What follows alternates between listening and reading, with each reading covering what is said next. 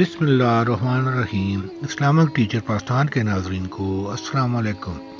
नाजरीन, आज की इस वीडियो में आपको बताया जाएगा कि इत्काफ टूटने की सूरत में इसकी क़ज़ा क्या है।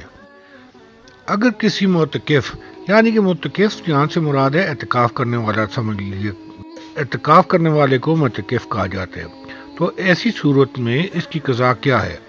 गुज़श्ता वीडियो में नाज़रीन, जैसा कि आपको इत्काफ टूटने से मुतल्लिक़ बताया गया था, अगर उन वजूहात की में से किसी की बिना पर जो इससे कबल की वीडियो में बताई गई हैं, इन बातों की वजह से अगर इत्काफ टूट जाता है या इत्काफ के दौरान अगर किसी की तबीयत ख़राब हो जाती है और वो दवाई लेने के लिए मस्जिद से बाहर डॉक्टर के पास चला जाता है, तो उससे इसका इत्काफ तो टूट जाएगा।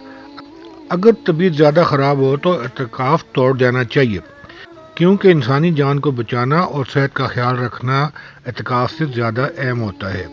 अलबत्ता इत्काफ तो टूट गया उस शख्स का जो इलाज के लिए अपनी देखभाल करने के लिए डॉक्टर के पास गया था, तो क्या इस सूरत में उसकी क़ज़ा होगी? बाज़ उलमा कराम कहते हैं कि इसकी क़ज़ा नहीं होगी, इसलिए कि ये सुन्नत है। आखिरी अशर का इत्काफ ये सुन्नत होता है और सुन्नतों की क़ज़ा नहीं हुआ करती।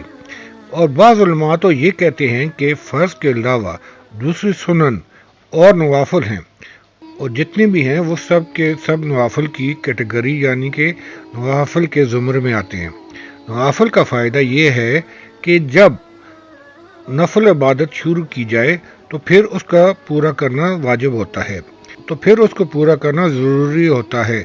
जैसे नफली रोज़ा या नफली इबादत शुरू करके किसी वजह से तोड़ दी जाए तो उसको बाद में पूरा करना लाजम हो जाता है। चूँकि इत्काफ भी शुरू कर दिया था तो फिर शुरू करने के बाद वाजिब हो गया था, अब तोड़ दिया है तो फिर इसकी क़ज़ा लाजम होगी। क़ज़ा कितने दिन लाजम होगी?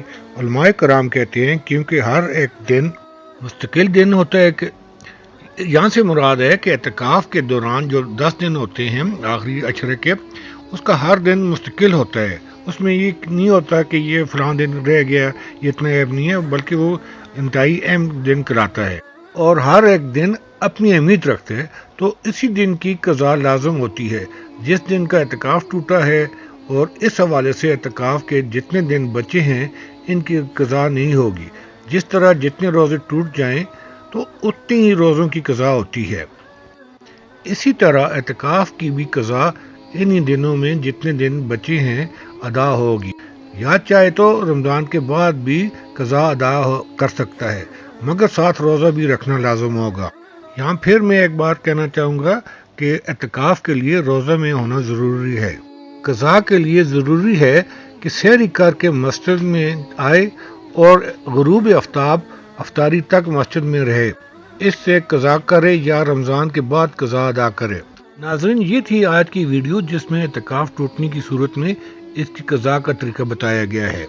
अगर आपको आज की मेरी वीडियो पसंद आई है और अगर आप मेरे चैनल पर नए हैं तो मेरे चैनल को सब्सक्राइब करें, बेल आइकन पे ऑल करके प्रेस करें और अपनी राय से ज़रूर आगाह करें। हो सके तो दूसरे मुसलमान बहन भाइयों तक भी ये शेयर करें ताकि वो भी इससे मुस्तफ़ीद हो सकें। अपना ख्याल रखें। अल्लाह हाफ़िज़।